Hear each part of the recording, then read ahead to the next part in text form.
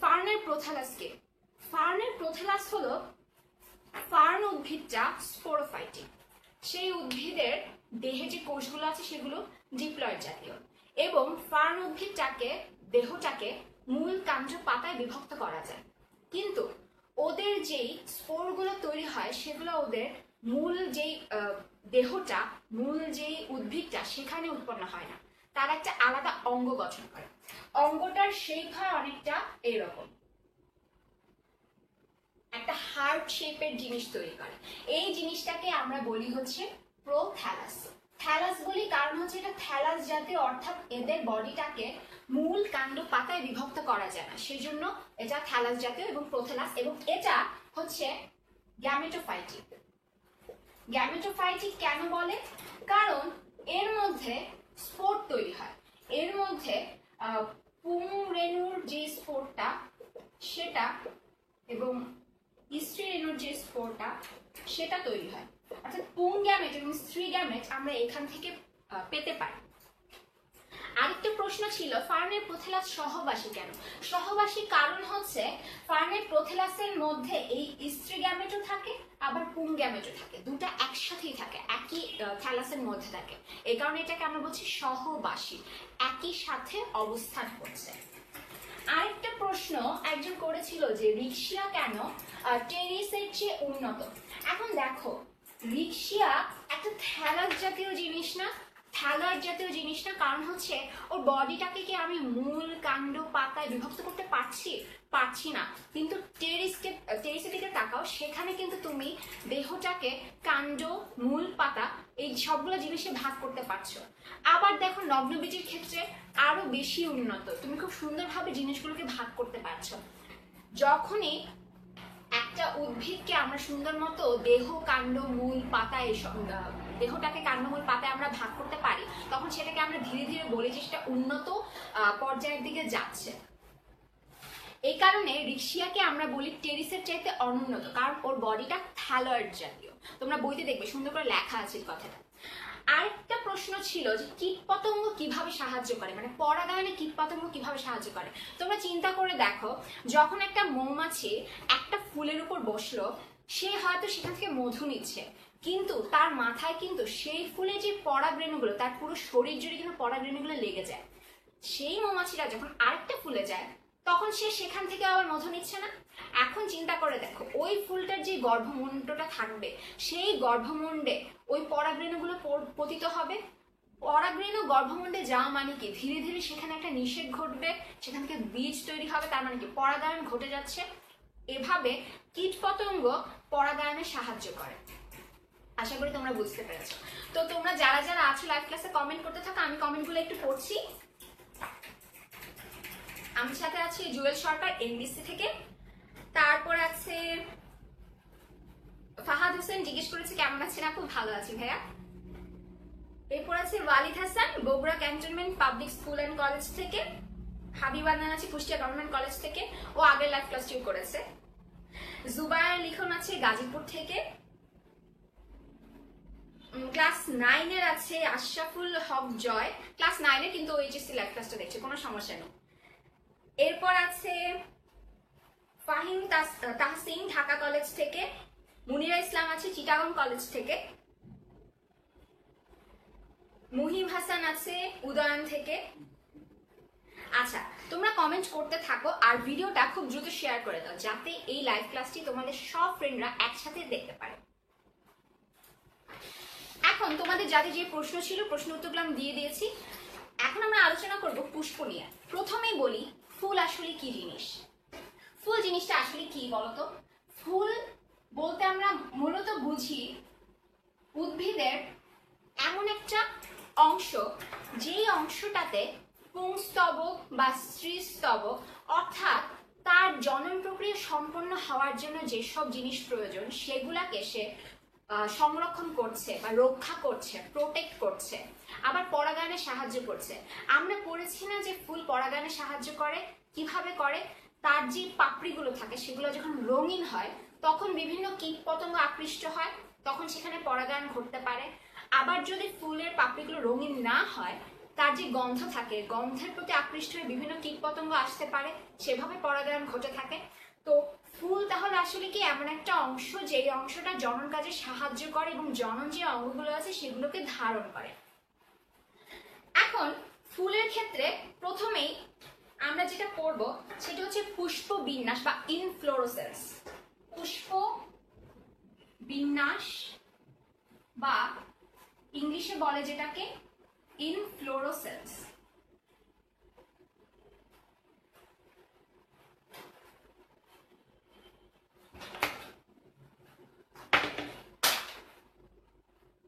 ইনফ্লোরোসেন্স বলতে আমরা আসলে কি বুঝি? এটা বলতে আমরা বুঝি ফুলটা আসলে কিভাবে অবস্থান করছে। কিভাবে অবস্থান করতে বলতে আমরা বুঝাই একটা মঞ্জরি দণ্ডের মধ্যে অনেকগুলো ফুল আছে।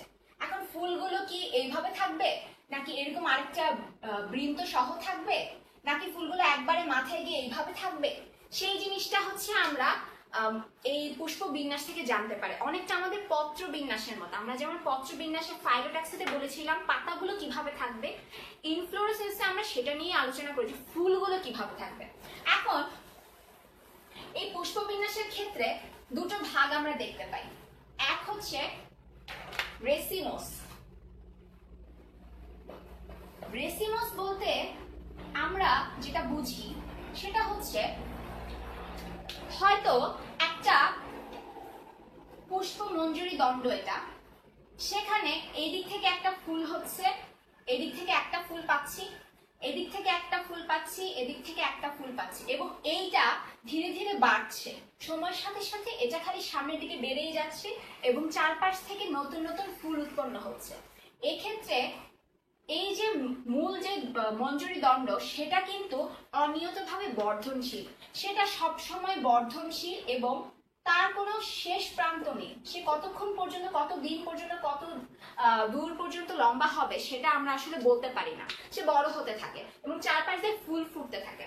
এখন দেখা যায় এই নিচের ফুলগুলো হয় হচ্ছে বেশি বয়স বা আমরা যেটাকে মনে করো ওল্ড বলতে পারি, পুরনো ফুলগুলো এটা। আর যত এই দণ্ডটা সামনের দিকে যায় এই দিকে আরো নতুন নতুন ফুল তৈরি হয়, এটাকে আমরা বলছি নিউ। এটা হচ্ছে রেসিমোসের মূল ধারণা। রেসিমোসের মধ্যে কয়েকটা ভাগ আছে। ভাগগুলোর মধ্যে প্রথমে আলোচনা করছি রেসিম নিয়ে। রেসিম নিয়ে আলোচনার ক্ষেত্রে সেটা রেসিমোসের সম্পূর্ণ বৈশিষ্ট্যই বজায় রাখে। রেসিম ফুলগুলা হয় অনেকটা এরকম, মঞ্জরি দণ্ড সামনের দিকে এগোচ্ছে এবং নতুন নতুন ফুল তৈরি হচ্ছে।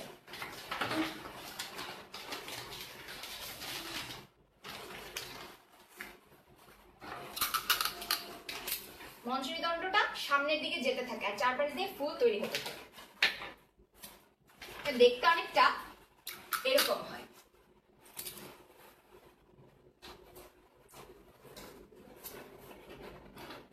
আমরা যদি কৃষ্ণচূড়া ফুলটা দেখি তখন দেখবো একটা দণ্ড থাকে, তার দুই পাশ দিয়ে ফুল তৈরি হতে থাকে এবং খেয়াল করলে দেখবো এই যে নিচের ফুলটা এটা হয় সবচেয়ে বড়, আকৃতিতে সবচেয়ে বড় হয় এবং উপর দিকে ছোট ছোট ফুল দেখা যায় বা কলি দেখা যায়, ফুলগুলো তখন ফুটেনি। একবারে এখানেও আরো ছোট ছোট ফুল থাকে, অর্থাৎ এই ফুলগুলা তাহলে কি পুরনো ফুল এবং এগুলো হচ্ছে নতুন ফুল।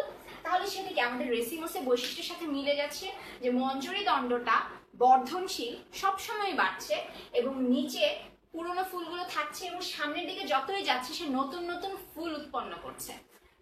এটা হচ্ছে রেসিম। এবং রেসিমের মেইন বৈশিষ্ট্য হচ্ছে এই যে ফুলগুলো দেখতে পাচ্ছি, এখানে কি একটা বৃন্ত দেখতে পাচ্ছি না? ফুলের বৃন্ত যে যদি থাকে তাহলে সেটাকে আমরা বলি রেসিম। বুঝতে পারছি? এই ফুলগুলোর মধ্যে যখনই বৃন্ত থাকবে তখন সেটাকে আমরা রেসিম বলবো। এখন যদি বৃন্ত না থাকে তখন কি ঘটে? এই ফুলগুলোর ক্ষেত্রে বৃন্ত আছে, কিছু ফুলের ক্ষেত্রে বৃন্ত থাকে না। সেগুলো রেসিমোস হওয়ার সত্ত্বেও সেগুলোর মধ্যে কোনো প্রকারের বৃন্ত থাকবে না। বৃন্ত যখন থাকে না সেটাকে আমরা বলি হচ্ছে স্পাইক। সেটার নাম হয়ে যায় স্পাইক।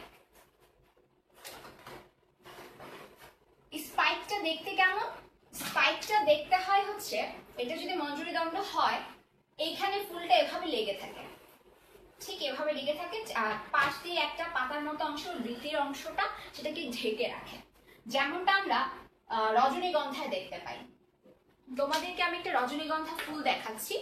রজনীগন্ধাটা দেখো, এখানে এই জায়গাটাতে এইখানে কোনো বৃন্ত আমরা দেখতে পাই না, এটা মূল দণ্ডের সাথে লেগে আছে। সামনের দিকে যাই, একই রকম ভাবে সেটা লেগে আছে।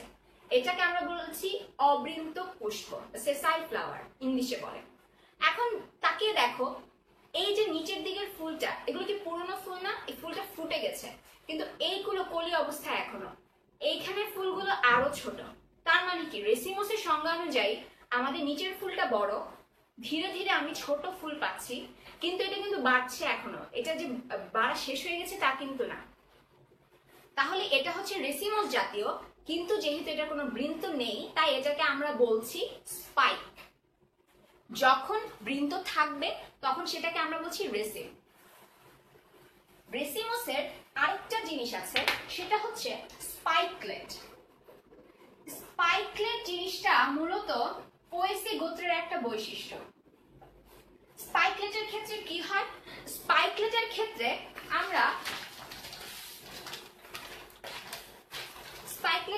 আমরা এরকম একটা গঠন দেখতে পাই।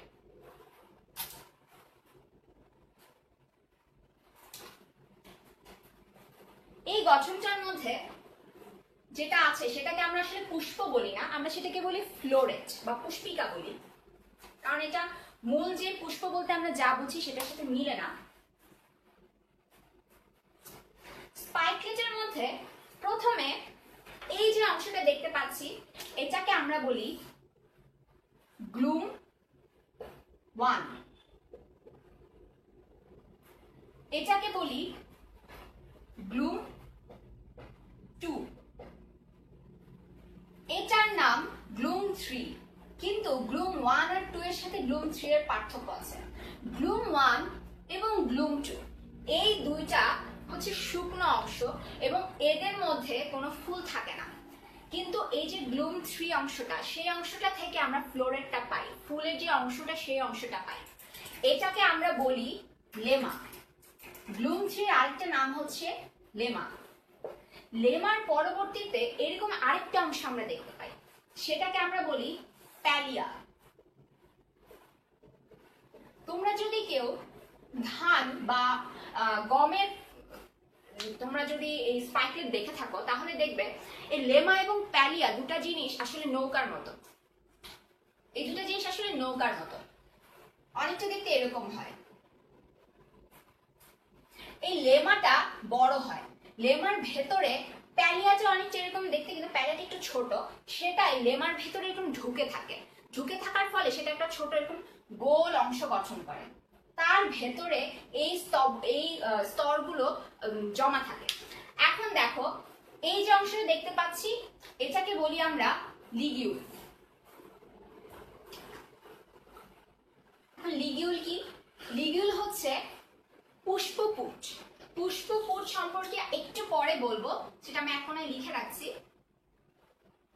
শুধু মনে রাখো, লিগিউল হচ্ছে পুষ্পপুট। এখানে দুটো লিগিউল দেখতে পাচ্ছি, একটা এবং দুটো। এবং তারপরে দেখতে পাচ্ছি এটা হচ্ছে পুংস্তবক, এটা হচ্ছে আমাদের পরাগধানীটা,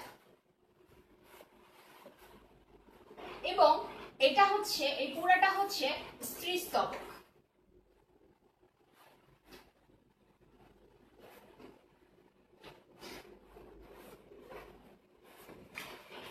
এই যে গঠনটা, এই গঠনটা যে ক্ষেত্রে থাকে সেটাকে আমরা বলছি স্পাইকলেট।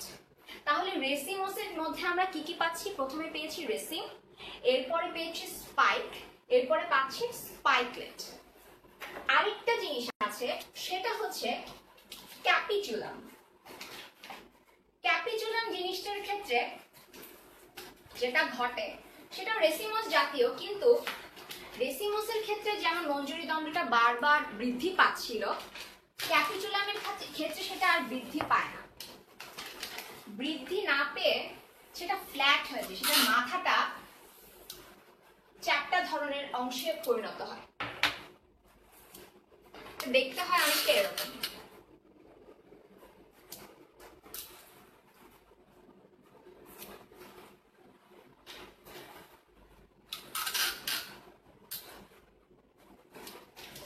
দেখতে হয় এরকম। এখানে দেখো যে মঞ্জরি দণ্ডটা সেটা এদিকে গেল, গিয়ে সেটা চ্যাপ্টা হয়ে গেছে, মাথাটা চ্যাপ্টা হয়ে যায়। চ্যাপ্টা হয়ে যাওয়ার ফলে সেখানে যেই ফুলগুলো থাকার কথা সেগুলো এসে এখানে যুক্ত হয়ে বসে থাকে। এইখানে দুই ধরনের ফুল আমরা দেখতে পাই এবং পুরোটা কিন্তু আস্ত ফুল না। যেমন আমরা সূর্যমুখী যখন দেখি আমরা ভাবি যে পুরোটা একটা ফুল, কিন্তু আসলে পুরোটা একটা ফুল না। এই প্রত্যেকটা অংশ ছোট ছোট ফুল, সবগুলো মিলে একটা আস্ত ফুলের মতো অংশ গঠন করে। এই জিনিসটা এরকম ফ্ল্যাট হয়ে যাওয়ার কারণে বা চ্যাপ্টা আকৃতির হয়ে যাওয়ার কারণে ফুলগুলো এরকম একই জায়গাতে ধীরে ধীরে পাশাপাশি বসে এরকম একটা গঠন তৈরি করে। এখন এখানে দুটো ফুলকে দুই ধরনের ফুল বলে। যেমন এটাকে বলে হচ্ছে রে পুষ্পিকা, এগুলোকে নর্মালি পুষ্প বলে না, এগুলোকে বলে পুষ্পিকা। আর এটাকে বলে ডিস পুষ্পিকা।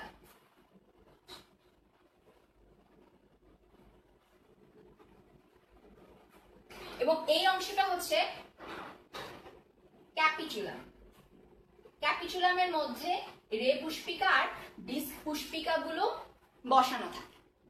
রে পুষ্পিকা গুলো থাকে চারপাশ ঘিরে এবং সেটা আকারে খুব বেশি বড় হয়। এবং দেখো বাহির থেকে তুমি যখন মাঝের দিকে আসছো এই পুষ্পিকা গুলোর আকৃতি ছোট হয়ে যাচ্ছে না?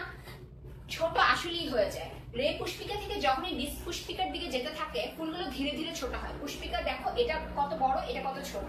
এই কারণে বলা হয় মাঝে যে পুষ্পিকা থাকে সেটা হয় হচ্ছে কনিষ্ঠ বা সর্বকনিষ্ঠ যে পুষ্পিকা গুলো সেগুলো মাঝখানের দিকে থাকে। তাহলে আমরা বুঝতে পারছি ক্যাপিচুলামটা আসলে কি জিনিস। এখন তোমাদের এটা দেখো, এটা একটা সূর্যমুখী ফুল এবং এই যে ফুল, এই যে পুষ্পিকা গুলো দেখতে পাচ্ছি এটা প্রত্যেকটা এক একটা পুষ্পিকা। এগুলোকে বলছি আমরা রে পুষ্পিকা। এবং ঠিক মাঝখানে দেখো, মাঝখানে এই সাইডের যে অংশগুলো আছে এগুলো প্রত্যেকটা আলাদা আলাদা পুষ্পিকা এবং সবগুলোকে বলা হয় হচ্ছে ডিস পুষ্পিকা। মাঝখানের দিকটা দেখো গর্তের মতো দেখাচ্ছে, কারণ হচ্ছে মাঝখানের যে পুষ্পিকা গুলো ছিল ডিস পুষ্পিকা গুলো সেগুলো আসলে আকৃতিতে ছোট, এ কারণে এটা দেখে মনে হয় যে এটা গর্তের মতো। আচ্ছা, আর এদের পেছনে দেখো এরকম সবুজ অংশ অনেক বেশি পরিমাণে থাকে। বেশি পরিমাণে থাকার কারণ হচ্ছে এই যে পুষ্পিকা গুলো সেগুলো আসলে আলাদা আলাদা ফুল হতে পারতো, যেহেতু হয়নি সবগুলোর বৃতি, যেগুলো বৃতি হতে পারতো সেই সব জিনিস একসাথে মিলে এরকম একটা অংশ গঠন করে। আচ্ছা, এখন তাহলে আমরা রেসিমসের কয়েকটা জিনিস দেখতে পেলাম। একটা হচ্ছে রেসিম, আরেকটা হচ্ছে স্পাইক, আরেকটা হচ্ছে স্পাইকলেট, আরেকটা হচ্ছে ক্যাপিচুলা। এখন আমরা জানবো ফুল সম্পর্কে পড়তে হলে আমাদের কয়েকটা শব্দ জানাটা খুবই জরুরি। তার আগে আমি দেখি তোমরা কারা কারা আমাদের সাথে ক্লাসে আছো। আমাদের সাথে ক্লাসে আছে হচ্ছে আমাদের সাথে নতুন জয়েন করেছে MH অনিক, MI রাজ, শাহরিয়ার আবির, নাজমুল সাকিব, জিশান আহমেদ আছে, রাফি হাসান জিহাদ বলছে এটা ক্যাপিচুলাম না। হ্যাঁ, ওটা ক্যাপিচুলাম ছিল যে ছবিটা আমি দেখিয়েছিলাম। আচ্ছা, তোমাদের কার কার প্রিয় ফুল কি বলো তো? কমেন্ট করে জানিয়ে দাও তো তোমাদের কার কার প্রিয় ফুল কি। আমি যে দুই তিনটা ফুল দেখালাম তোমাদের মধ্যে কারো আছে এরকম রজনীগন্ধা প্রিয় বা সূর্যমুখী প্রিয়? তোমাদের ফুলের নামগুলো কিন্তু আমাকে এখনই কমেন্টে জানিয়ে দাও। এরপর আমাদের সাথে আছে জামিল রহমান, প্রিয়ম সাহা, এবি আব্দুল্লাহ আছে। তারপর আমাদের সাথে নতুন জয়েন করছে হচ্ছে হৃদয় হাসান, এরপর আছে ফাহিম আহমেদ, এমডি সৌরভ হাসান আছে ভাসানটেক গভর্নমেন্ট কলেজ থেকে, রিদওয়ান আছে, মুহিব আছে, নিলয় আছে। নিলয় লিখেছে রোজ, নিলয়ের প্রিয় ফুল হচ্ছে রোজ। আর হৃদয় হাসান লিখেছে কচুরিপানা। কচুরিপানা ফুলটা খুব সুন্দর, তাই না? দেবী লিখেছে রোজ, এডি জয় লিখেছে সানফ্লাওয়ার, ওর সূর্যমুখী খুব পছন্দ। প্লাবন লিখেছে গোলাপ, ওর গোলাপ খুব পছন্দ। মিনিং থাকতে লিখেছে সাদা গোলাপ, আচ্ছা ও গোলাপ স্পেসিফিক করে বলে দিয়েছে ওর সাদা গোলাপটা পছন্দ। অমর্ত্য বিশ্বাস ও বলেছে গোলাপ, স্মৃতি বলেছে সাদা গোলাপ। সবাই গোলাপ লিখছো, সাদা গোলাপ লিখছো। রোজ ছাড়া আর কোনো ফুল তোমাদের পছন্দের মধ্যে নেই? আচ্ছা কমেন্ট আমি একটু পরে আবার করবো। তোমরা যারা লাইভ ক্লাসটি করছো তারা লাইভ ক্লাসটি দ্রুত শেয়ার করে দাও তোমাদের ফ্রেন্ডদের সাথে, আর কমেন্ট করে জানিয়ে দাও ক্লাসটি কেমন লাগছে, আর কোনো প্রশ্ন থাকলে সেটা কমেন্টে জানিয়ে দাও। আর যারা যারা নতুন লাইভ ক্লাসটাতে জয়েন করছো, মাত্র জয়েন করছো, তারা তোমরা কোন কলেজ থেকে এসেছো, কলেজের নামটা একটু কমেন্টে জানিয়ে দাও। এখন আমরা আলোচনা করব ফুল সম্বন্ধে। এই চ্যাপ্টারটা হচ্ছে নগ্নবীজী ও আবৃতবীজী উদ্ভিদের বাকি অর্ধেকের পরের যে অংশটা আছে ফুল নিয়ে, সেই অংশটা তোমরা যারা বুঝতে পারছো না এটা কোন চ্যাপ্টার তাদের জন্য বললাম। ফুল সম্বন্ধে যেসব প্রয়োজনীয় শব্দ আছে তার মধ্যে আছে হচ্ছে ব্র্যাক্ট। ব্র্যাক্ট জিনিসটা কি? ব্র্যাক্ট হচ্ছে, মনে করো একটা ফুল, বৃন্তসহ একটা ফুল আছে, এই ফুলটার এইখানে যদি একটা ক্ষুদ্রাকৃতির পাতার মতো অঙ্গ আমি দেখতে পাই, সেটাকে আমি বলবো ব্র্যাক্ট। ওকে, এরপরে আমাদের জানতে হবে একটা ফুলের মধ্যে কতগুলো স্তবক থাকে। ফুলে মূলত 4টা স্তবক থাকে। স্তবক বলতে বোঝাচ্ছে ফুলটার কি কি অংশ, অংশগুলোকে আমরা স্তবক বলছি। এর মধ্যে প্রথমেই আছে বৃতি। বৃতি জিনিসটা কি? বৃতি জিনিসটা হচ্ছে মূলত ফুলটাকে, ফুলের যেই দল মন্ডল আছে বা যে পাপড়িগুলো আছে, তারপর যেই গর্ভাশয় আছে, তারপর পুংকেশগুলো আছে, সেগুলোকে ধারণ করে রাখার জন্য, ধরে রাখার জন্য যে অংশটা থাকে সেটা হচ্ছে বৃতি। ওটা দেখতে পাতার মতো হয়, তবে কিছু কিছু ফুলের আবার দেখা যায় বৃতিরও রং থাকে, বা বৃতি দেখা যায় পাপড়ির চেয়ে অনেক বড় হয় কিছু ফুলের। আচ্ছা, বৃতির প্রত্যেকটা সদস্যকে বলা হয় বৃত্তাংশ। এই টার্মগুলো তোমাদের জানতে হবে। বৃত্তাংশ বা সেপাল।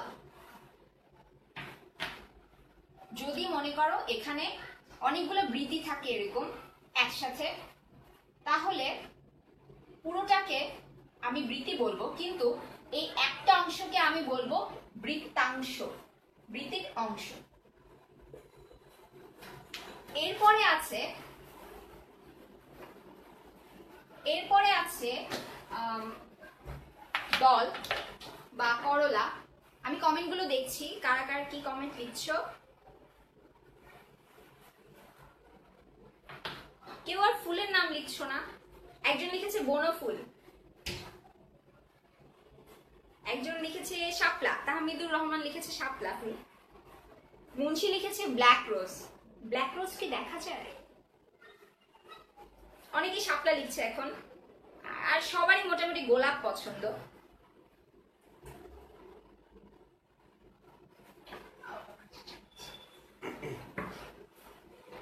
আচ্ছা, তোমরা কেউ কি আমাকে বলতে পারবে দল বলতে আসলে আমরা ফুলের কোন অংশটাকে বুঝি?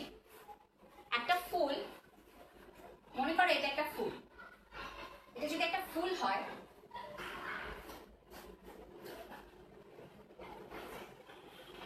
মনে করো এটা হচ্ছে এ অংশ, এটা হচ্ছে বি অংশ, এটা হচ্ছে সি অংশ। কোন অংশটাকে আমরা দল বলবো কমেন্টে জানিয়ে দাও তো। এ, বি বা সি, কোন অংশটাকে আমরা দল বলছি? দলের ক্ষেত্রে একসাথে অনেকগুলো দল থাকলে প্রত্যেকটা দলকে ইন্ডিভিজুয়ালি আমরা বলি হচ্ছে পেটাল,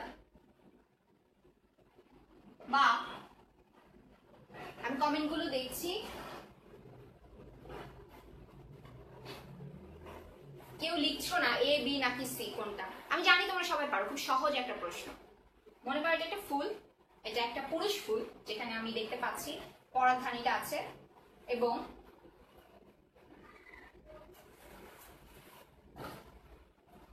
হ্যাঁ একজন লিখেছে, মিশুক লিখেছে পাপড়ি, সি হচ্ছে পাপড়ি। পাপড়ি জিনিসটাই হচ্ছে দল। এবং মনে করো এরকম দুটো পাপড়ি আছে, অনেকগুলো পাপড়ি আছে, প্রত্যেকটাকে আমরা বলি হচ্ছে পেটাল বা পাপড়ি। আচ্ছা, এখন এই পাপড়ি বা বৃতিগুলো কিভাবে থাকতে পারে সেটা নিয়ে আলোচনা করা হয় এস্টিভেশন বা পুষ্পপত্র বিন্যাস। এস্টিভেশন জিনিসটা আসলে কি?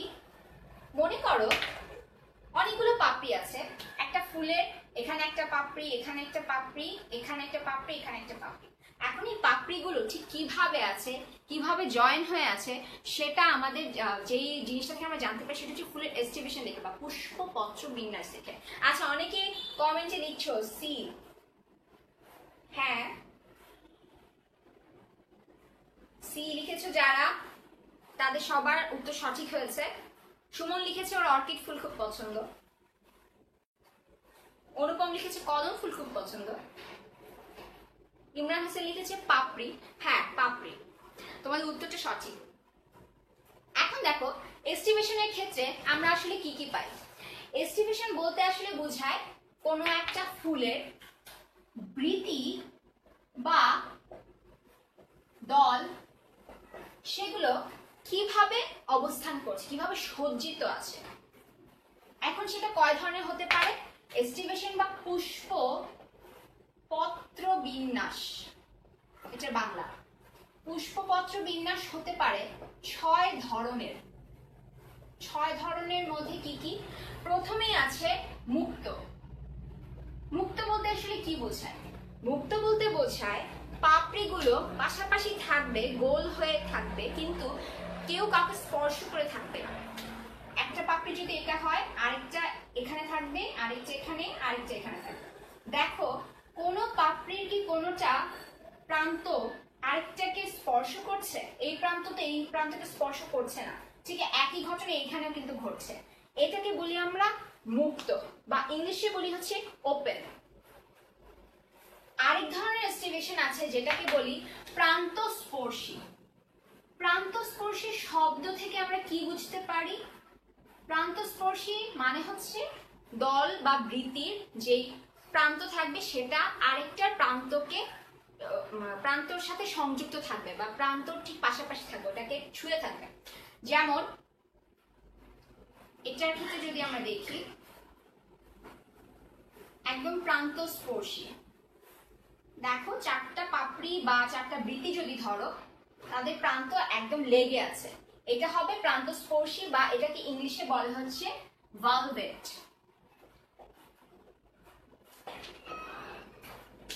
আরেক ধরনের আছে টুইস্টেড বা পাকানো। শব্দটা থেকে আমরা বুঝতে পারছি যে ফুলের পাপড়িগুলো এবং বৃত্তিগুলো প্যাঁচানো অবস্থায় থাকবে। কিভাবে? একটা পাপড়ি যদি এরকম হয়, আরেকটা পাপড়ি এভাবে থাকবে, আরেকটা এভাবে থাকবে, আরেকটা এভাবে এবং আরেকটা এভাবে। এখানে দেখো এই যে পাপড়িটা দেখতে পাচ্ছি বা এটা যদি একটু বৃত্তি ধরি, সেটার একটা প্রান্ত কিন্তু বাহিরের দিকে, আরেকটা প্রান্ত ভেতরের দিকে। এইটার একটা প্রান্ত ভেতরের দিকে, বাহিরের দিকে, আরেকটা প্রান্ত ভেতরের দিকে। এইটার ক্ষেত্রেও সেম, বাহিরে ভেতরে, বাহিরে ভেতরে, বাহিরের দিকে এবং ভেতরের দিকে। এটা হচ্ছে আমাদের পাকানো বা টুইস্টেড। তাহলে টুইস্টেডের ক্ষেত্রে সবসময় মাথায় রাখতে হবে যে বৃত্তি বা দলের একটা প্রান্ত বাইরের দিকে থাকবে, আরেকটা প্রান্ত আরেকটা পাপড়ির ভেতরের দিকে থাকবে, ভেতরের দিকে এভাবে ঢুকে থাকবে। তারপরে আছে ইমব্রিকেট। ইমব্রিকেট বলতে আমরা কি বুঝি? ইমব্রিকেট বলতে আমরা বুঝি এখানে একটা ফুলের পাপড়ি একদম বাহিরে থাকবে, মানে 2টা প্রান্তই বাইরের দিকে থাকবে, আরেকটা পাপড়ি 2টা প্রান্তই ভেতরের দিকে থাকবে। এস্টিভেশনটা আমি আঁকি তাহলে তোমরা খুব সহজেই বুঝতে পারবে।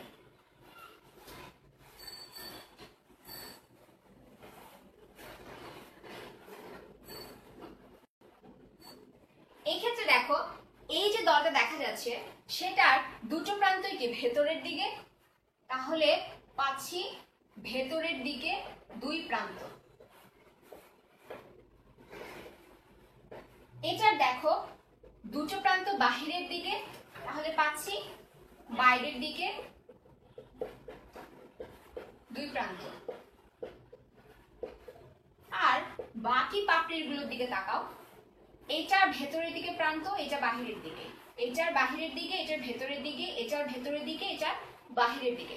অর্থাৎ এই বাকি তিনটা পাপড়ি টুইস্টেড বা পাকানো অবস্থায় আছে। সুতরাং ইমব্রিকেটের ক্ষেত্রে একটা পাপড়ি এরকম অবস্থায় থাকবে, আরেকটা পাপড়ি এরকম অবস্থায় থাকবে। পাপড়ি বা দল, যেটাই দল বা বৃত্তির যে কোনো একটা অংশ, বৃত্তাংশগুলো দুটোর ক্ষেত্রে এস্টিমেশন খাটে। বাকি যত পাপড়ি বা বৃত্তি থাকবে সবগুলোই পাকানো বা টুইস্টেড অবস্থায় থাকবে।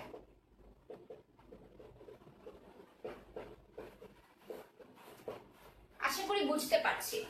এখন ইমব্রিকেটের পরে আছে কুইনকানশিয়াল। কুইনকানশিয়াল আর ইমব্রিকেটের মধ্যে কিছুটা মিল আছে। কিছুটা মিল কিরকম? ইমব্রিকেটে আমরা দেখতে পাচ্ছিলাম একটা দলের ক্ষেত্রে দুটো প্রান্ত ভেতরের দিকে, কিন্তু কুইনকানশিয়ালে দুইটা দলের ক্ষেত্রে দুইটা প্রান্ত ভেতরের দিকে থাকবে। কুইনকানশিয়াল হবে অনেকটা এরকম।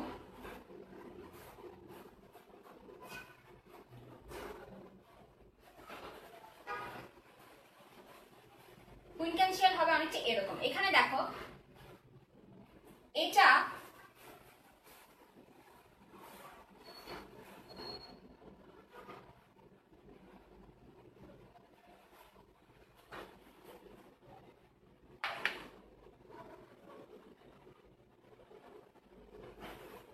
পাঁচটা দল যদি হয়, এটা দেখো দুইটা প্রান্ত ভেতরের দিকে, এটারও দেখো দুইটা প্রান্ত ভেতরের দিকে। তার মানে আমরা দুটো দল পেলাম যেটা দুটা প্রান্ত ভেতরের দিকে থাকবে। আবার এটা দেখো, এটার দুটা প্রান্ত বাইরের দিকে, এইটারও দুটা প্রান্ত বাইরে। তাহলে আমরা দুটো দল পাচ্ছি যেটা দুটা প্রান্তই বাহিরে থাকবে, আর একটা যে দল বাকি থাকে সেটা পাকানো অবস্থায় থাকে। এখানেই শুধুমাত্র ইমব্রিকেটের সাথে কুইনকানশিয়ালের পার্থক্যটা, আর খুব বেশি তেমন পার্থক্য নেই। কুইনকানশিয়ালের মধ্যে যেমন একটা পাকানো পাওয়া যায়, ইমব্রিকেটের মধ্যেও পাকানো পাওয়া যায়। কুইনকানশিয়ালের মধ্যে দুই প্রান্ত ভেতরে পাওয়া যায়, ইমব্রিকেটের সেম পাওয়া যায়। তবে কুইনকানশিয়ালের দুটো দলের ক্ষেত্রে এই ঘটনাটা ঘটে। এরপরে আর একটা ধরনের এস্টিমেশন বা পুষ্পপত্র বিন্যাস বাকি আছে, সেটা হচ্ছে ভেক্সিলারি। ভেক্সিলারি বললে আমার সবসময় অপরাজিত ফুলের কথা মাথায় আসে, কারণ সেই ফুলটার ক্ষেত্রে একটা বড় পাপড়ি থাকে যেটা বাহিরের দিকে, আর দুইটা পাপড়ি থাকে যেটার এক প্রান্ত ভেতরে আরেক প্রান্ত বাহিরে, এক প্রান্ত ভেতরে আরেক প্রান্ত বাহিরে। আর আরেকটা পাপড়ি থাকে ছোট যেটা নৌকার মতো শেপ হয়, সেটা দুইটা প্রান্তের ভেতরে দিয়ে এভাবে থাকে। এটাকে আমরা বলি হচ্ছে ভেক্সিলারি। তোমাদের যতগুলো পুষ্পপত্র বিন্যাস দেখাচ্ছি সবগুলো কিন্তু পাঁচ পাপড়ি বিশিষ্ট বা পাঁচটা বৃত্তি বিশিষ্টর ক্ষেত্রে এগুলো প্রযোজ্য।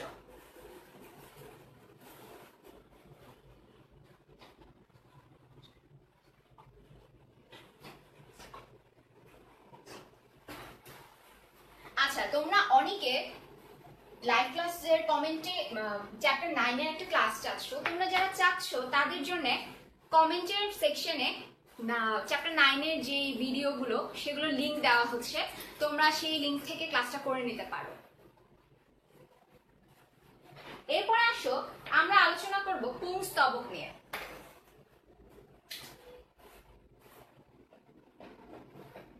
পুংস্তবক নিয়ে আলোচনার সময় যেটা মাথায় রাখতে হবে, পুংস্তবকে আসলে কি কি থাকে। পুংস্তবকে একটা পুংদণ্ড থাকবে, একটা পরাগধানী থাকবে।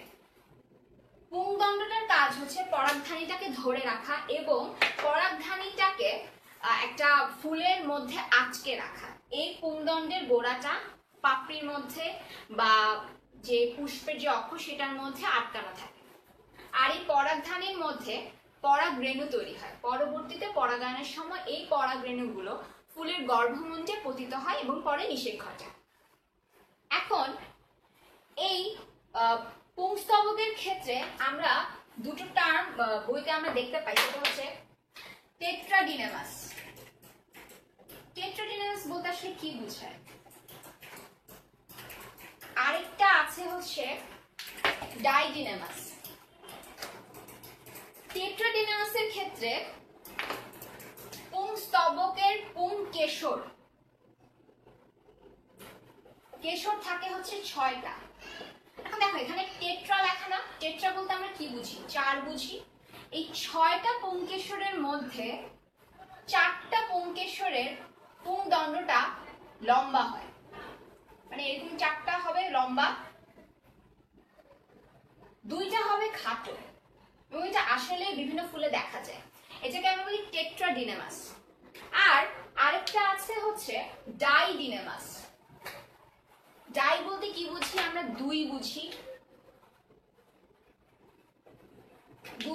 অর্থাৎ এক্ষেত্রে পুংকেশর থাকে হচ্ছে 4টা। ডাই বলতে যেহেতু 2 বুঝি, এই কারণে এটার গঠনটা হয় অনেকটা এরকম, 2টো থাকে লম্বা এবং 2টো থাকে ছোট। আশা করি আমরা বুঝতে পারছি টেট্রাডিনামাস আর ডাইডিনামাস বলতে কি বোঝায়। এখন আসো এই যে পরাগধানীগুলো পুংস্তবকের, সেগুলো কিভাবে পুংদণ্ডের সাথে যুক্ত থাকে সেগুলোকে আমরা বলছি পরাগধানীর প্রকার। পরাগধানীর প্রকারের মধ্যে প্রথমেই আছে পাদলগ্ন পরাগধানী। পাদলগ্ন পরাগধানী বলতে আসলে বোঝায়, এটা যদি পরাগধানী হয়, পরাগধানী দুটো প্রকোষ্ঠ, যদি এটা পরাগধানী হয় পুংদণ্ডটা ঠিক এখান থেকে যুক্ত হয়ে থাকবে, ঠিক পুংদণ্ডের মাথায় পরাগধানীটা এভাবে বসানো থাকবে। এটা হচ্ছে পাদলগ্ন পুংকেশরের বা পরাগধানীর চিত্র। আরেকটা আছে পৃষ্ঠলগ্ন। পৃষ্ঠলগ্ন বলতে বোঝায়, পৃষ্ঠলগ্ন বলতে মূলত বোঝায় যে এটা যদি পরাগধানী হয় তাহলে এই যে মাঝামাঝি অংশটা, এখান থেকে পুংদণ্ডটা, এখানে পুংদণ্ডটা খুব শক্তভাবে লেগে থাকবে, এটাকে বলি আমরা পৃষ্ঠলগ্ন। অর্থাৎ পরাগধানীর মাঝামাঝি একটা জায়গায় পুংদণ্ডটা সংযুক্ত থাকবে। আরেকটা আছে পার্শ্বলগ্ন। পার্শ্বলগ্ন জিনিসটা হচ্ছে এই পরাগধানীটার পৃষ্ঠদেশের প্রায় পুরোটা জুড়েই পুংদণ্ডটা অবস্থান করবে। এসব ক্ষেত্রে মনে রাখতে হবে পরাগধানীটা আসলে নড়াচড়া করতে পারে না। এগুলো পুংদণ্ড যখন নড়ে, যেদিকে নড়ে তার সাথে সাথে পরাগধানীগুলো জাস্ট নড়তে পারে। এরপরে আছে সর্বমুখ, যেটা আমরা পোয়েসি গোত্রে পাবো। সর্বমুখ বলতে আসলে বোঝায় পরাগধানীটা সব দিকে নড়াচড়া করতে পারে। এখন কিভাবে নড়াচড়া করে? এটা যদি হয় আমার পুংদণ্ড, পুংদণ্ডটা পরাগধানীটার ঠিক মাঝামাঝি জায়গায় খুব হালকা ভাবে লাগানো থাকে। হালকা ভাবে ছোট্ট একটা অংশ জুড়ে লাগানো থাকার কারণে এই পরাগধানীটা খুব সহজে দুলতে পারে, বাতাসের সাথে সে চারপাশে দুলতে পারে যে কোনো দিকে। এবং এইসব ক্ষেত্রে পরাগধানীগুলো খুব লম্বা হয়। এটার মনে করো যে দৈর্ঘ্যটা আরো অনেক বড় হয়, আরো বড় হওয়ার কারণে সেটা খুব সহজে দুলে। এটাকে আমরা বলি সর্বমুখ, যেটা পোয়েসি গোত্রটা আমরা একটু পরে পাবো। এছাড়া আছে হচ্ছে বৃক্কাকার পরাগধানী। বৃক্কাকার পরাগধানী আমরা পাবো মালবেসি গোত্রে। পরাগধানীটা সেইভাবে এরকম বৃক্কের মতো। তোমাদের কারো কোনো প্রশ্ন থাকলে তোমরা কমেন্টে করো। তোমাদের এগুলো নিয়ে কোনো যদি প্রশ্ন থাকে, পুংস্তবক কি স্ত্রীস্তবক কি কেউ যদি বুঝতে না পারো তাহলে তারা প্রশ্ন করতে পারো। এখন আমরা আলোচনা করব স্ত্রীস্তবক নিয়ে। আচ্ছা, পুংস্তবকে আরেক ধরনের আছে, সেটা হচ্ছে দললগ্ন। দললগ্ন পরাগধানী। দললগ্ন পরাগধানী বলতে আমরা বুঝি একটা ফুলের, এটা যদি একটা পাপড়ি হয়, পাপড়িটার ঠিক গায়ে পুংদণ্ডের কিছু অংশ লেগে থাকবে। পুংদণ্ডটা পাপড়িটার গায়ের অংশটা থেকে লেগে থাকবে এবং পরবর্তীতে বাহিরে মুক্ত হয়ে সে বাতাসে নড়তে পারে। এটাকে আমরা বলি দললগ্ন। এটা আমরা কয়েকটা ফুলে দেখতে পাই। এখন আমরা আলোচনা করব স্ত্রীস্তবক নিয়ে।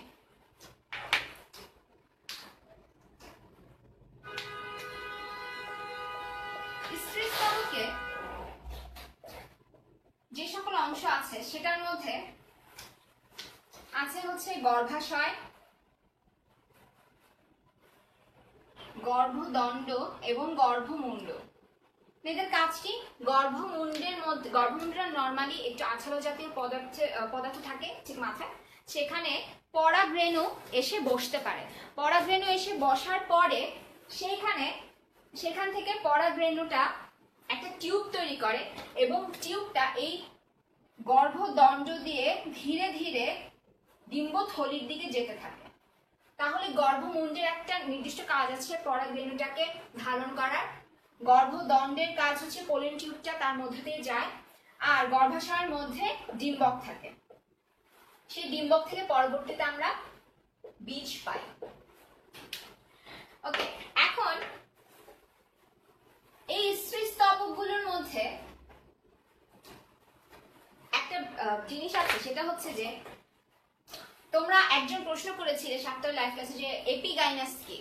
এপিগাইনাস, হাইপোগাইনাস, আরেকটা আছে হচ্ছে পেরিগাইনাস। এগুলো মানে কি? এগুলো মানে হচ্ছে একটা ফুলে, বিশেষত সেটা উভলিঙ্গ ফুলগুলোতে যেখানে স্ত্রীস্তবক এবং পুংস্তবক দুটোই আমরা দেখতে পারি যেসব ফুলে, সেসব ক্ষেত্রে দেখা যায় কিছু ফুলে গর্ভাশয়ের নিচ থেকে পুংস্তবক তৈরি হয়ে আসছে, দলও গর্ভাশয়ের নিচ থেকে আসছে। আবার কিছু ক্ষেত্রে দেখা যায় গর্ভাশয়ে যদি এটা হয়,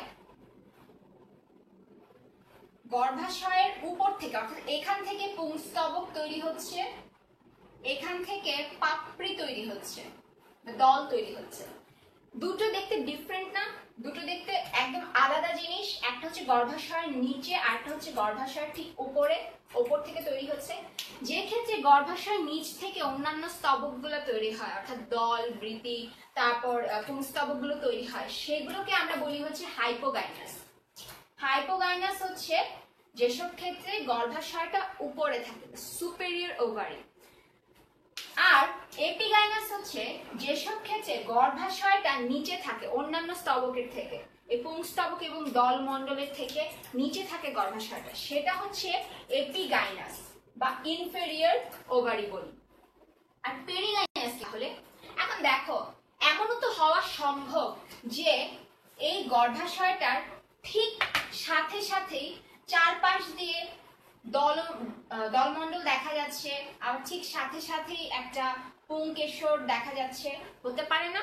হতে পারে। সেটাকে আমরা বলি পেরিগাইনাস ফুল,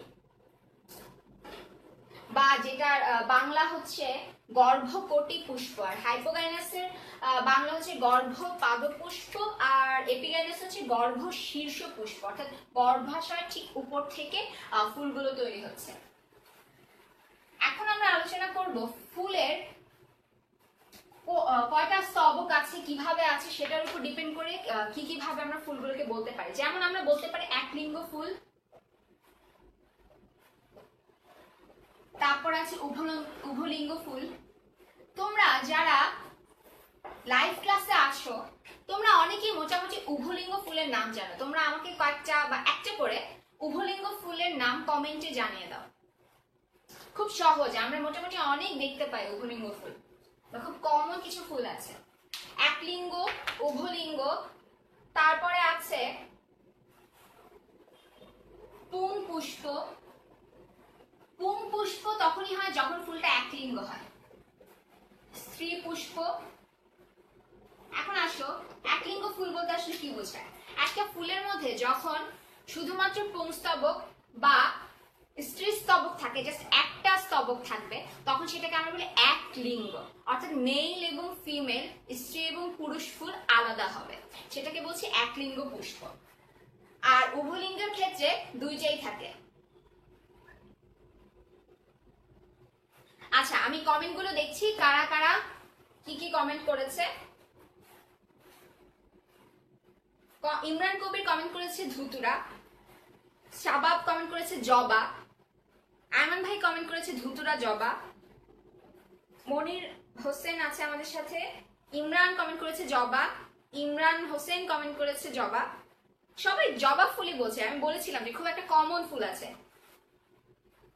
আরফিন সানি বলছে জবা ফুল, অনেক বলছে ধুতরা ফুল। আসলে সবার উত্তর সঠিক, কারণ হচ্ছে এই দুটো ফুলের ক্ষেত্রেই আমরা যদি একটা লম্বচ্ছেদ করি দেখতে পাই সেখানে আমরা গর্ভাশয় আছে এবং সাথে সাথে পুংস্তবকগুলো আমরা দেখতে পাই। সুতরাং জবা এবং ধুতরা দুটোই সঠিক উত্তর। এখন আসো একলিঙ্গ ফুলের ক্ষেত্রে কি বলছিলাম যে ফুলটার মধ্যে একটা স্তবক থাকবে, হয় পুংস্তবক থাকবে অথবা স্ত্রী স্তবক থাকবে। যখনই পুংস্তবক থাকবে সেটাকে আমরা বলবো পুরুষ ফুল বা পুং পুষ্প। যেমন কুমড়ো ফুলের একটা পুরুষ ফুল থাকে, যখনই একলিঙ্গ ফুলের মধ্যে স্ত্রী স্তবকটা থাকবে তখন সেটাকে বলবো স্ত্রী পুষ্প। কুমড়ো ফুলের ক্ষেত্রে একটা স্ত্রী পুষ্প থাকে, দুটো আলাদা থাকে। এরপর আসো উভলিঙ্গ। উভলিঙ্গ বলতে বোঝায় যেসব ফুলের মধ্যে আমরা গর্ভাশয় তারপর পুংকেশর দুটোই দেখতে পাই সেটাকে আমরা বলি উভলিঙ্গ, এবং সেক্ষেত্রে তারা নিষেক হওয়ার জন্য ভিন্ন একটা ফুলের উপর সাধারণত নির্ভর করে না, কারণ তাদের নিজেদের মধ্যে নিষেকটা খুব সহজে ঘটে যায়। উভলিঙ্গের উদাহরণ হিসেবে তোমরাই কমেন্টে লিখে দিয়েছো ধুতুরা এবং জবা, আর একলিঙ্গের মধ্যে আছে কুমড়ো ফুল। এরপরে আসো আমরা আলোচনা করব সম্পূর্ণ ফুল কি।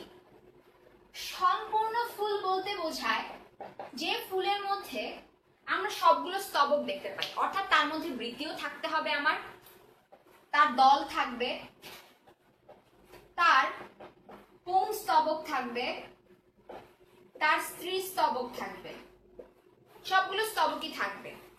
এখন বলো তো একলিঙ্গ ফুলগুলো কি কখনো সম্পূর্ণ ফুল হতে পারে? হ্যাঁ অথবা না, এটা কমেন্ট করে তোমরা জানিয়ে দাও। একলিঙ্গ ফুল যেগুলো সেগুলো কি কখনো সম্পূর্ণ ফুল হতে পারে?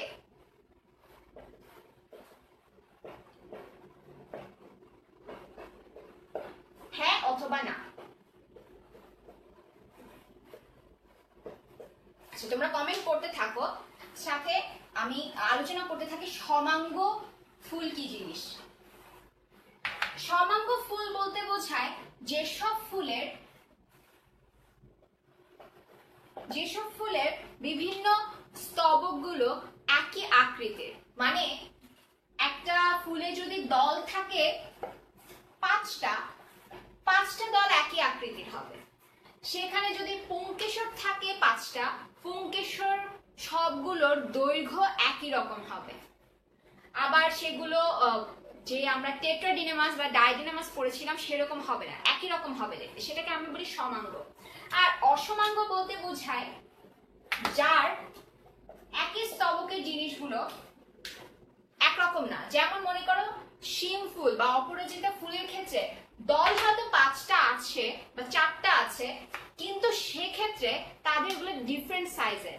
একটা দল হয়তো অনেক বড়, একটা দল আর একটু ছোট, আর একটা দল খুব ছোট, এরকম হবে। এটাকে আমরা বলি অসমাঙ্গ ফুল, মানে তাদের অঙ্গগুলো সমান না। আচ্ছা আমি কমেন্টে দেখছি প্রশ্নের উত্তর তোমরা কারা কারা দিচ্ছ। প্রশ্নটা ছিল একলিঙ্গ ফুল কি সম্পূর্ণ ফুল, হ্যাঁ অথবা না। এখন এমডি অপু লিখেছে না, পারে না। আরিফিন সানি লিখেছে না, শাকিল লিখেছে না, ইমরান কবি লিখেছে না, সৌরভ লিখেছে একলিঙ্গর এক্সাম্পল। একলিঙ্গ ফুলের এক্সাম্পল হচ্ছে কুমড়ো ফুল। আব্দুল শাকুর লিখেছে না, আব্দুল রাজ্জাক লিখেছে না। হ্যাঁ তোমাদের সবার উত্তর সঠিক হয়েছে, কারণ একলিঙ্গ ফুলের ক্ষেত্রে হয় স্ত্রী স্তবক বা পুংস্তবক যে কোনো একটা অনুপস্থিত থাকবে, তাই তো। এখন সম্পূর্ণ ফুল হতে হলে আমার চারটা স্তবকে উপস্থিত থাকা প্রয়োজন, এই কারণে একলিঙ্গ ফুল কখনোই আমার সম্পূর্ণ ফুল হবে না।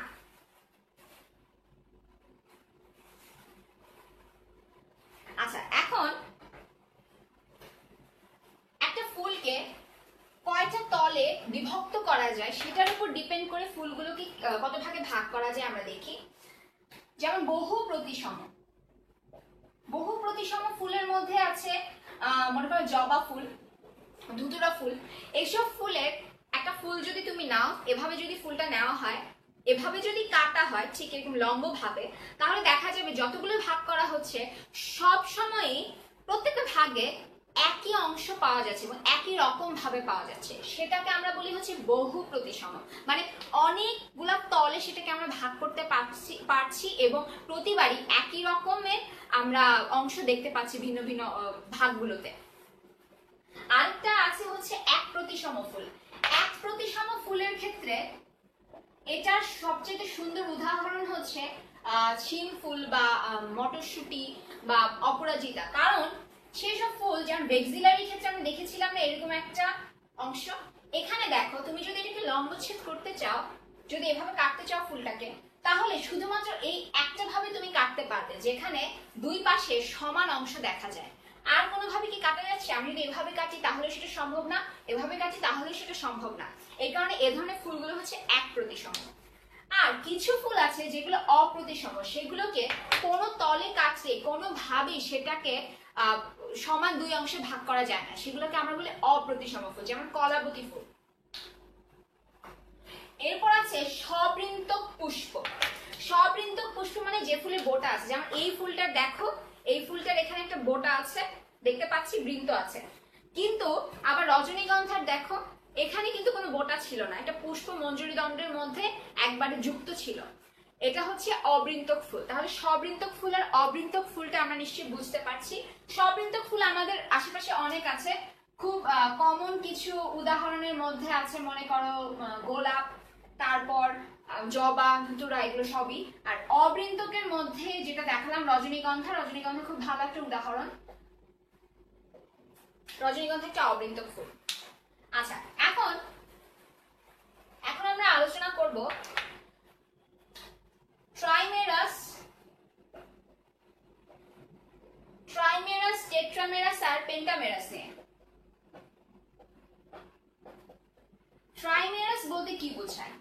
এটা বলতে বোঝায় হচ্ছে কোন একটা ফুলের দলের যত নাম্বারটা হবে 3 বা 3 গুণিতক, দল সংখ্যা হবে 3টা বা 6টা বা 9টা এরকম। এদের গর্ভপত্র দেখা যাবে 3টা বা 6টা বা 9টা। এদের মনে করো পুংকেশরও দেখা যাবে 3টা, 6টা বা 9টা, এরকম 3-এর গুণিতক আকারে যাবে। টেট্রার ক্ষেত্রে যাবে হচ্ছে 4 বা 8 বা 12 এরকম ভাবে 4-এর গুণিতক আকারে। পেন্টার ক্ষেত্রে যাবে 5 বা 10 বা 15 5-এর গুণিতক আকারে। বুঝতে পারছি? এখন পেন্টামেরাস ফুলের একটা উদাহরণ আমাকে কমেন্টে কেউ লিখে দাও। তোমরা সবাই কমেন্ট করে বলো তো পেন্টামেরাস ফুলের যে ফুলগুলোর 5টা দল থাকতে পারে, 5টা গর্ভপত্র থাকতে পারে, 5টা পুংকেশর থাকতে পারে, এরকম ফুলের উদাহরণ আমাকে কমেন্টে জানিয়ে দাও খুব দ্রুত। তোমরা কমেন্ট করতে থাকো। তার মধ্যে আমরা প্লাসেন্টেশন সম্পর্কে জানি। আচ্ছা, এখানে পুষ্পপুট লিখে রেখেছিলাম। পুষ্পপুট জিনিসটা হচ্ছে যখন কোনো একটা ফুলে বৃতি ও দল এই দুটোকে আলাদা করা যায় না, এ দুটো একত্রে মিক্সড হয়ে যায় বা ফিউজড হয়ে যায়, সেটাকে আমরা বলি হচ্ছে পুষ্পপুট বা পেরিয়ান্থ। বৃতি এবং দল একসাথে মিলে একটা অঙ্গ গঠন করে ফেলে, সেটাকে আমরা বলি হচ্ছে পুষ্পপুট বা পেরিয়ান্থ। এখন প্লাসেন্টেশন হচ্ছে অমরা বিন্যাস। অমরা বিন্যাস বলতে আসলে কি বোঝায়? অমরা জিনিসটা হচ্ছে যেই টিস্যুগুলা থেকে আমরা ডিম্বক উৎপন্ন হবে উদ্ভিদের গর্ভাশয়ের মধ্যে, ভেতরে ডিম্বক উৎপন্ন হয় এবং ডিম্বকগুলো একটা নির্দিষ্ট টিস্যু থেকে উৎপন্ন হয়, সব টিস্যু থেকে সেটা উৎপন্ন হয় না। যেই টিস্যু থেকে উৎপন্ন হয় সেগুলোকে আমরা বলি প্লাসেন্টা। এবং ডিম্বকগুলো ঠিক কোন জায়গায় আছে, হতে পারে এখানে, হতে পারে নিচে, হতে পারে মাঝামাঝি কোনো জায়গায়, এই যে তাদের অবস্থানগুলো, সেই অবস্থানটাকে বলি আমরা অমরা বিন্যাস। এখন অমরা বিন্যাস অনেক ধরনের হতে পারে। কি কি আছে এর মধ্যে? আছে প্রথমেই মার্জিনাল। মার্জিনালের চিত্রটা আঁকে হচ্ছে এইভাবে, তো আসলে এটা থাকে কিভাবে সেটা বলছি।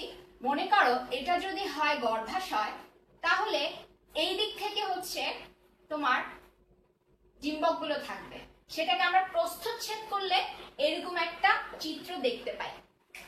এরপরে আছে অক্ষীয়। অক্ষীয় ক্ষেত্রে মাথায় রাখতে হবে যে সেখানে কয়েকটা প্রকোষ্ঠ থাকে, প্রকোষ্ঠের এই দিকে ডিম্বকগুলা তৈরি হয়, ঠিক মাঝের অক্ষ থেকে এবং প্রকোষ্ঠের ভেতরে ডিম্বকগুলা উৎপন্ন হতে থাকে। আচ্ছা আমি দেখি তোমরা কারা কারা কমেন্ট করেছো। প্রশ্ন ছিল যে পেন্টামেরাস ফুলের উদাহরণ কমেন্টে জানিয়ে দেওয়ার জন্য।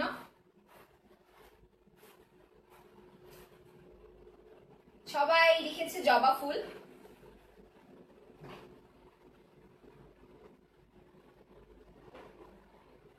অনেকে জবা ফুল লিখেছে, অপু লিখেছে জবা ফুল, সৌরভ লিখেছে জবা, কবির লিখেছে জবা, রাজ্জাক লিখেছে জবা। আসলে জবা ফুল খুব সুন্দর একটা উদাহরণ, এটা অনেকগুলো জিনিসের সাথে যায়, যেমন বহু প্রতিসমর সাথে যায়, পেন্টামেরাস ফুলের ক্ষেত্রে যায়।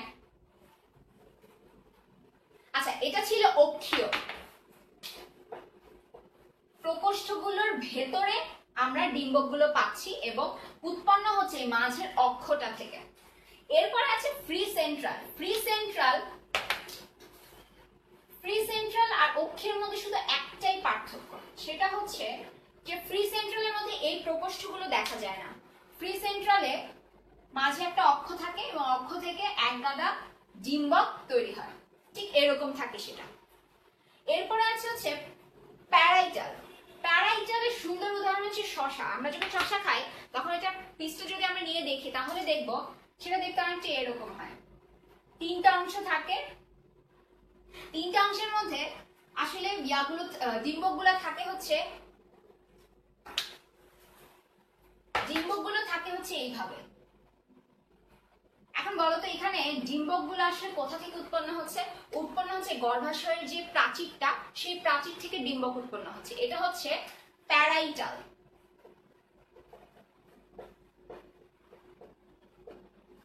এরপরে আছে সুপারফিশিয়াল। সুপারফিশিয়ালের সবচেয়ে ভালো উদাহরণ হচ্ছে পদ্ম বা শাপলা ফুল। শাপলা ফুল বা পদ্ম ফুলে দেখা যায় যে পাপড়িগুলো চারপাশ ঘিরে থাকে এবং মাঝখানে একটা চ্যাপ্টা অংশ থাকে এরকম, এটা হচ্ছে পদ্ম ফুলের ক্ষেত্রে। এই জিনিসটা কাটলে অনেকগুলো ডিম্বক দেখা যায় এবং এদের যদি প্রস্থচ্ছেদ করি তখন আমরা যেই অমরবিন্যাসটা দেখব সেখানে অনেকগুলো প্রকোষ্ঠ দেখা যায়, এটার নাম হচ্ছে সুপারফিশিয়াল। সুপারফিশিয়াল। এখন এখানে অনেকগুলো প্রকোষ্ঠ থাকে, এই প্রকোষ্ঠগুলোর মধ্যে প্রকোষ্ঠের যে প্রাচীরটা, প্রকোষ্ঠের প্রাচীর, সেখান থেকে ডিম্বক উৎপন্ন হয়, ঠিক এভাবে উৎপন্ন হয়। সেটা গর্ভাশয়ের প্রাচীর থেকেও হয় না, অক্ষ থেকেও হয় না, প্রকোষ্ঠের প্রাচীর থেকে হয়। এটাকে আমরা বলি হচ্ছে সুপারফিশিয়াল, যেটা আমরা পদ্ম বা শাপলা ফুলে দেখতে পাই। এরপরে আছে বেজাল বা মূলীয়। বেজালের ক্ষেত্রে গর্ভাশয়টা থাকে এরকম, গর্ভাশয়ের মধ্যে ডিম্বকটা থাকে ঠিক এরকম নিচের দিকে, এখানে ডিম্বকটা অবস্থান করে। আরেকটা আছে এপিকাল। এপিকালের ক্ষেত্রে গর্ভাশয় ঠিক উপর দিক থেকে এইভাবে ডিম্বকগুলো উপর থেকে ঝুলে থাকে এভাবে। এটা ছিল হচ্ছে অমরা বিন্যাস। এখন আমরা আলোচনা করব পুষ্প সংকেত নিয়ে। পুষ্প সংকেতের ক্ষেত্রে প্রথমে জানতে হবে পুষ্প সংকেত জিনিসটা আসলে কি। পুষ্প সংকেত বলতে আসলে বোঝায় যে কোনো ফুলের দল কত আছে, বৃতি কত আছে বা পুংকেশর কত আছে, সেটা আমরা যেই একটা লাইন দেখে বুঝতে পারি, যেই একটা সেন্টেন্সে আমরা একটা সেন্টেন্সের মধ্যে আমরা যেটাকে প্রকাশ করে ফেলতে পারি। শুধু ওই একটা লাইন দেখে তুমি বুঝতে পারবে ফুলটা কি রকম, ফুল সম্পর্কে অনেকগুলো আইডিয়া তোমরা পেয়ে যাবে। এখন পুষ্প সংকেত লেখার আগে, পুষ্প সংকেত লেখার জন্য যেসব জিনিস দরকার সেটা হচ্ছে মঞ্জরি পত্র যদি থাকে তাহলে তুমি সংকেতে কি শব্দটা লিখবে, সেখানে লিখবে হচ্ছে BR ডট, হচ্ছে ব্র্যাট। আর যদি থাকে উপমঞ্জরি তাহলে লিখবে BRL, ব্র্যাকটিওল। তারপরে আছে মনে করো উপবৃতি যদি থাকে, সব ফুলে যে থাকবে এমন কিন্তু কথা নেই। উপবৃতি, উপবৃতির ক্ষেত্রে লিখবে ই কে। বৃত্তির ক্ষেত্রে লিখবে কে। এখন দেখো বৃত্তির ইংলিশ কিন্তু ক্যালিক্স, কিন্তু সেটাকে কে দিয়ে লেখা হয়, এটা মাথায় রাখতে হবে। যদি দল হয়, দলের ক্ষেত্রে লিখতে হয় সি, করলা। এরপর হচ্ছে পুষ্পপুট যদি থাকে, নরমালি পুষ্পপুট অত সব ফুলে থাকে না, পুষ্পপুটের ক্ষেত্রে আমরা লিখি পি দিয়ে। আর পুংস্তবকের ক্ষেত্রে লিখি এ এবং স্ত্রীস্তবকের ক্ষেত্রে লিখি জি। আচ্ছা, এখন কিভাবে সংকেতটা লিখতে হয়? প্রথমে লিখতে হয় হচ্ছে মঞ্জরি পত্রের সংখ্যাটা, ম লিখতে হয় উপম, তারপরে হচ্ছে সেটা এক প্রতিসম না বহু প্রতিসম। যদি বহু প্রতিসম হয় তাহলে এরকম একটা চিহ্ন দিতে হয়, যদি এক প্রতিসম হয় তাহলে এরকম একটা চিহ্ন দিতে হয়, বহু প্রতিসম হলে এরকম একটা চিহ্ন দিতে হয়। ধরি একটা ফুলের মঞ্জরি আছে, উপমঞ্জরি আছে এবং সেটা এক প্রতিসম, তাহলে এই চিহ্নটা দিব। এরপরে আমরা দিব হচ্ছে সেটার মধ্যে কতগুলো উপবৃত্তি আছে, উপবৃত্তি লিখলে আমরা লিখবো উপবৃ, তারপরে লিখবো হচ্ছে বৃত্তি, বৃত্তির বৃ লিখবো, তারপরে লিখবো হচ্ছে দল, তারপরে পুংস্তবক, তারপরে হচ্ছে স্ত্রীস্তবক। এটা হচ্ছে সাধারণত কিভাবে লেখা হয়। ইংলিশে যদি লেখো তাহলে লিখবে হচ্ছে এখানে বি আর, এখানে বি আর এল, তারপরে এখানে হচ্ছে ই কে, এখানে হচ্ছে কে, এখানে হচ্ছে সি, এখানে এ এবং এখানে জি। আচ্ছা, এখন আমরা যদি পোয়েসি গোত্র নিয়ে আলোচনা করি, পোয়েসি গোত্রের মধ্যে, পোয়েসি গোত্রের মূল যে বৈশিষ্ট্যগুলো, প্রধান বৈশিষ্ট্যগুলোর মধ্যে আছে যে বীজপত্র একটি, মানে একবীজপত্রী, এদের কাণ্ডটা ফাঁপা হয়, এদের মূল হয় গুচ্ছমূল, এদের পাতার মধ্যে শীত থাকে এবং লিগিউল দেখা যায়, লিগিউল না, হ্যাঁ লিগিউল দেখা যায়। এখন বীজপত্র একটা ফাঁপা কাণ্ড, অর্থাৎ তুমি যদি কাণ্ডটাকে কাটো দেখবে তার ঠিক ভেতরে এই অংশটা ফাঁপা থাকবে, পানি ভর্তি থাকবে। মূল হবে গুচ্ছ, একটা ধান গাছ যেরকম গুচ্ছ মূল হবে।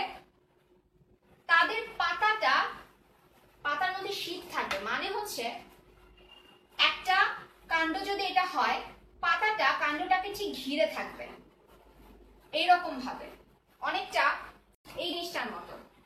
এখানে যেরকম পাতাটা পুরোপুরি কাণ্ডকে ঢাকতে পারেনি, এই পোয়েসি গোত্রের ক্ষেত্রে পুরোপুরি পাতাটা কাণ্ডটাকে ঢেকে রাখবে, সেজন্য এটাকে আমরা শীত বলি।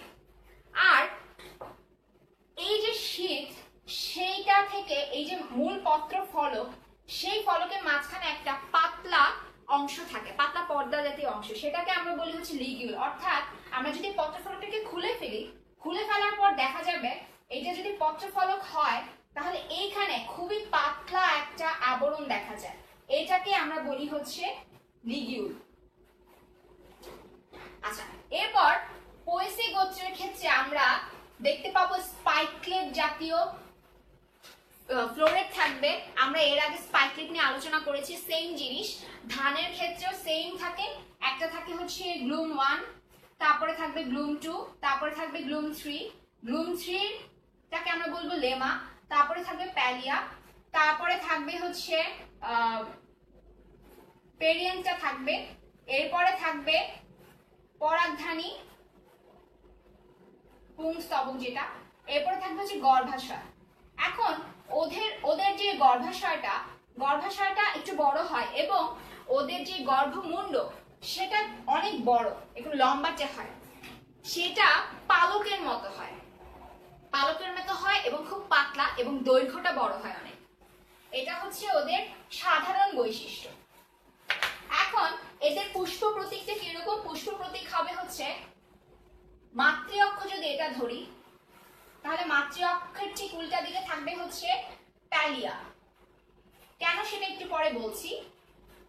পুরোটা ঘিরে থাকবে হচ্ছে লেমা, ঠিক মাঝখানে থাকবে হচ্ছে গর্ভাশয়টা, যেখানে আমরা গর্ভাশয়ের পৈশী গোত্রের গর্ভাশয়ের অমরা বিন্যাসটা হচ্ছে বেজাল, বা এটাকে বলে হচ্ছে মূলীয়, হচ্ছে মূলীয় অমরা বিন্যাস থাকে। ধান নিয়ে যদি আলোচনা করি, ধানের ক্ষেত্রে 6টা পুংকেশর দেখা যায়, 3টা একদিকে থাকে, 3টা আরেকদিকে থাকে, এটা হচ্ছে আমাদের পুংকেশর। এখন দেখো মাতৃঅক্ষ জিনিসটা কি। এই যে তোমরা ফুলটা দেখতে পাচ্ছ, এই ফুলটার এই দিকটা হচ্ছে সামনের দিক এবং এই দিকটা হচ্ছে পেছনের দিক। এই পেছনের দিকটা এই অক্ষটা ঠিক বরাবর আছে, এটাকে বলছি আমরা মাতৃ অক্ষ। এই মাতৃ অক্ষটাকে সবসময় আঁকতে হয়। মাতৃ অক্ষটাকে আঁকলে বাকি জিনিসগুলো কিভাবে অবস্থান করছে সেটা বোঝা যায়। মাতৃ অক্ষটা ঠিক মানে মাতৃ অক্ষটার সাথেই আমরা প্যালিয়াটা দেখতে পাই। কেন? কারণ হচ্ছে আমরা এর আগে দেখেছিলাম যে গ্লুম 1, গ্লুম 2, গ্লুম 3, তারপরে হচ্ছে এটা হচ্ছে লেমা, এটা হচ্ছে প্যালিয়া। যেখানে এটা ছিল মূলত মাতৃ অক্ষ। মাতৃ অক্ষ যদি এটা হয় তাহলে দেখো প্যালিয়াটা ঠিক মাতৃ অক্ষের উল্টো দিকে এবং এটা হচ্ছে বাহিরের দিকে, এই কারণে লেমাটা বাহিরের দিকে থাকে, লেমাটা বাইরের দিকে আঁকতে হয়। আচ্ছা, এটা হচ্ছে পুষ্প প্রতীক। এখন এটা পুষ্প সংকেতটা কিরকম হবে? পুষ্প সংকেতটা হবে হচ্ছে মঞ্জুরি পত্র থাকবে, উপমঞ্জুরি পত্র থাকবে এবং এটা একটা 1 প্রতিসম, এবং যেহেতু এটার মধ্যে স্ত্রী স্তবক এবং পুংস্তবক দুটো দেখতে পাচ্ছি, উভলিঙ্গের চিহ্ন হচ্ছে এটা, এবং এটার মধ্যে আমরা পেরেন্ট বা পুষ্পকূট দেখতে পাই, দুটো দেখতে পাই, যেটা আমরা স্পাইকলেটে আলোচনা করেছিলাম ওই চিত্রটাই। আচ্ছা, এরপর পুংদণ্ড বা পুংকেশর আছে হচ্ছে 6টা।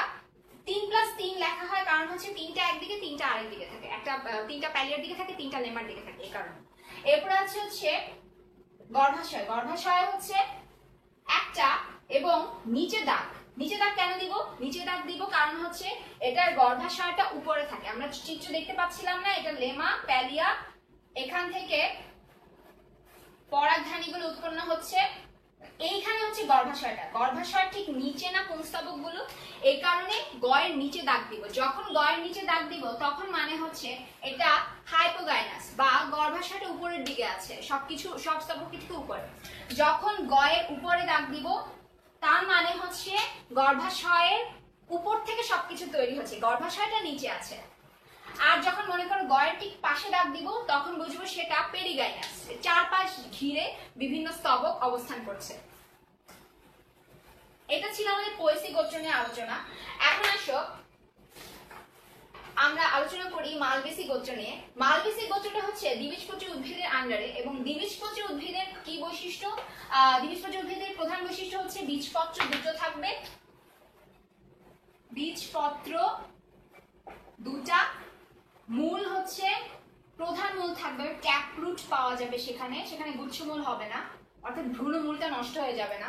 এরপরে পাতার শিরাবিন্যাস হবে হচ্ছে জালিকাকার। একবীজপত্রীর ক্ষেত্রে আমরা জানি যে সেটা হবে সমান্তরাল। তারপরে পুষ্প পত্রের সংখ্যাগুলো হবে হচ্ছে 4 বা 5-এর গুণিতক, আর একবীজপত্রীর ক্ষেত্রে হবে হচ্ছে 3-এর গুণিতক।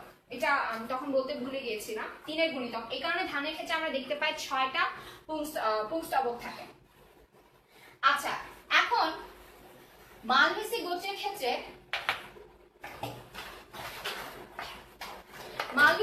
ক্ষেত্রে আমরা যেটা জানি সেটা হচ্ছে উদ্ভিদের অংশগুলো লোমশ হয়, অর্থাৎ লোম থাকে ছোট ছোট, এবং মিউসিলেজ পূর্ণ হয়, অর্থাৎ সেগুলো একটু পিচ্ছিল জাতীয় পদার্থ থাকে। আর থাকে হচ্ছে পুষ্পটা একক, পুষ্পটা থাকবে হচ্ছে একক, মানে একটা বৃন্তের সাথে একটাই ফুল থাকবে।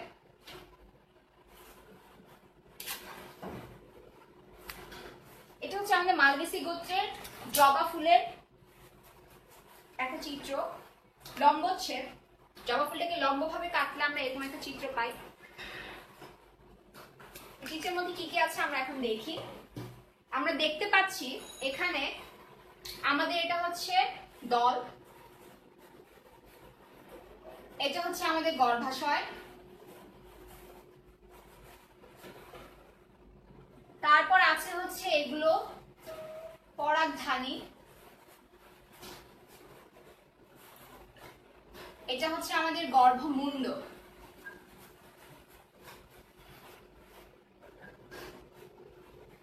আচ্ছা এটা হচ্ছে গর্ভদণ্ড, এগুলো হচ্ছে ডিম্ব। আমরা দেখতে পাচ্ছি চিত্রটা, এখানে জবা ফুলের প্রত্যেকটা অংশ আমি দেখাচ্ছি এবং এখানে যেটা আছে সেটা হচ্ছে অমরা বিন্যাস।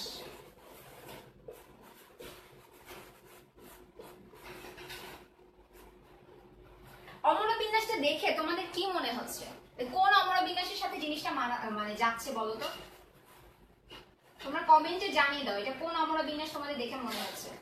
কি ধরনের প্লাসেন্টেশন? দেখো এখানে একটা অক্ষ থেকে ডিম্বক উৎপন্ন হচ্ছে কিন্তু একটা প্রকোষ্ঠের ভেতরে চলে যাচ্ছে, তাহলে অমরা বিন্যাসটা কিরকম হবে?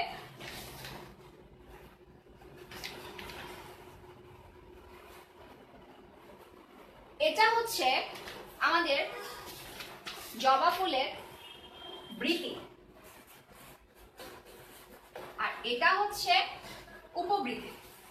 এখন দেখো বৃতির ক্ষেত্রে 5টা বৃতি একবারে জোড়া লাগানো না, তার মানে বৃতিটা হবে সংযুক্ত। আমরা যখন লিখবো তখন বৈশিষ্ট্য লিখবো বৃতি হচ্ছে সংযুক্ত। দল দেখতে পাচ্ছি,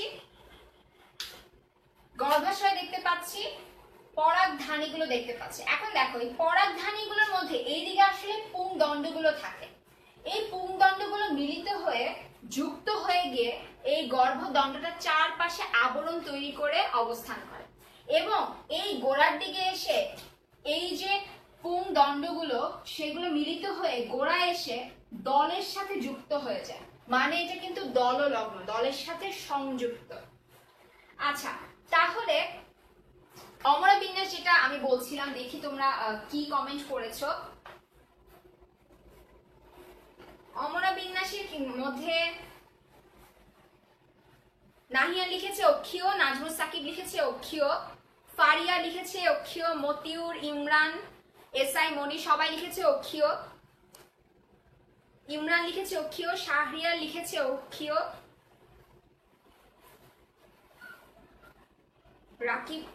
রাকিবুল আছে আমাদের সাথে ক্লাসে, রাফি লিখেছে অক্ষীয়। হ্যাঁ তোমাদের উত্তর সঠিক, অমরা বিন্যাসটা অক্ষীয়, কারণ হচ্ছে এটা একটা অক্ষ থেকে উৎপন্ন হচ্ছে ডিম্বকগুলো এবং একটা প্রকোষ্ঠের মধ্যে যাচ্ছে, সে কারণে এটাকে আমরা বলছি অক্ষীয়। আচ্ছা এখন এটার ক্ষেত্রে আমরা যদি পুষ্প সংকেতটা লিখি তাহলে কি হবে বলতো? পুষ্প সংকেত এখানে মঞ্জরি উপমঞ্জরি কিছু নেই, যেহেতু নেই সেহেতু প্রথমেই আমরা লিখবো এটা বহু প্রতিসম না এক প্রতিসম। জবা ফুল একটু আগে তোমরা বলেছো না বহু প্রতিসম, তার মানে এখানে আমরা এরকম একটা চিহ্ন দিব, দিলাম। এখন দেখো এখানে আমি পুংস্তবকও পাচ্ছি, স্তবকও পাচ্ছি, তার মানে এটা আমার উভলিঙ্গ ফুল, তাহলে উভলিঙ্গ ফুলের চিহ্নটা দিব। তারপরে এখানে বৃতি দেখতে পাচ্ছি, দেখো 5টা বৃতি এবং সংযুক্ত। যখনই বৃতি বা দল কোনো কিছু সংযুক্ত থাকবে তার পাশে এরকম ব্র্যাকেট দিবে, সংখ্যাটা লিখবে এবং ব্র্যাকেট দিবে। এই জন্য আমরা এখানে লিখবো বৃতি লিখে 5 লিখবো এবং ব্র্যাকেট দিব। আচ্ছা উপবৃতি, এগুলো উপবৃতি দেখো উপবৃতি কিন্তু মানে একসাথে সংযুক্ত না, সে কারণে এটার মধ্যে ব্র্যাকেট দেওয়া লাগবে না। বৃতির আগে উপবৃতি লিখতে হবে, এটা আমি ভুলে গিয়েছিলাম, তোমরা ঠিক করে নিও। উপবৃতি হবে 5, তারপরে হবে বৃতি 5 এবং ব্র্যাকেট সহ। তারপরে দেখো দল থাকে 5টা, দল লিখে আমরা নিচে লিখবো 5। পুংস্তবক দেখো পুংস্তবকও থাকবে 5টা, পুংস্তবক 5টা না, পুংস্তবক অনেকগুলো থাকে, এই কারণে আমরা লিখবো সেখানে এরকম একটা চিহ্ন দিব। যখন অসংখ্য বোঝায় তখন আমরা এই চিহ্নটা ব্যবহার করব। এবং যে গর্ভাশয়টা, এই গর্ভাশয়টা ঠিক নিচ থেকে বাকি স্তবকগুলো উৎপন্ন হয়, এই কারণে আমরা লিখবো গ এবং নিচে একটা দাগ দিব। দাগ দেওয়ার পরে এইখানে গর্ভপত্র আছে 5টা গর্ভপত্র এবং সংযুক্ত, সুতরাং আমরা 5 লিখবো এবং একটা ব্র্যাকেট দিব। বুঝতে পারছি?